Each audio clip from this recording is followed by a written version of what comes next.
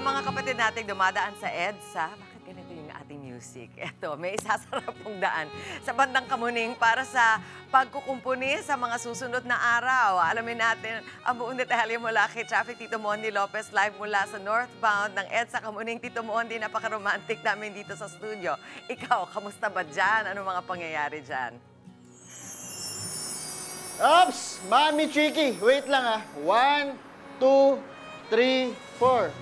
Ops! Mami Chiki, Tommy Mondi. Nakigaya ta. Team Commute! Kaway-kaway, sabay! Eto na, ang taas-taas nito.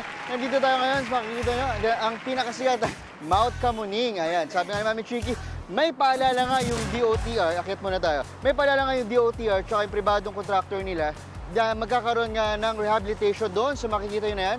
Yun yung rehabilitation ng Kamuning bus stop, yung may truck na yan.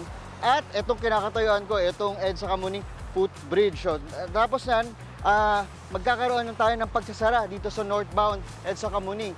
Kailangan nila yan dahil magkakaroon ng installation ng steel platforms, ng steel columns. Anong mga petsa yan? Ito, ang date na pagsasarado ay November 18 kahapon, 18-19-2021. Ito yung partial closure ng daan. Makikita nyo yung bus carousel yan. Kita ba natin? Wala pang dumadang bus carousel.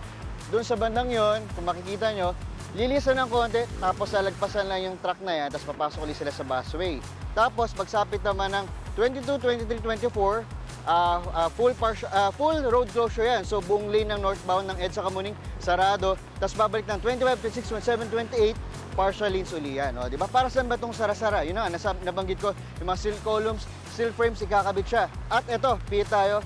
Anong epekto na sa mga motorista natin, mga commuters? Of course, una, makakaranas yan ng traffic sa bandang EDSA Kamuning northbound. At pangalawa, kung tayo'y dadaan dito sa Kamuning, gumising tayo ng maaga para makadaan tayo. At pangatlo, diba, pwede tayong dumaan sa mga alternatibong ruta gaya ng Timog, East Avenue at ibang inner roads sa Quezon City. O, diba? Yan muna ang ating morning biyahe update dito sa Mount Kamuning. Back to studio. Maraming salamat sa iyo, Tito Mondi. Mga kapatid, Mondi Lopez po, manatiling updated sa lagay ng trapiko sa mga pinakaabalang kalsada sa Metro Manila. Mag-follow at subscribe na sa social media pages ng News 5.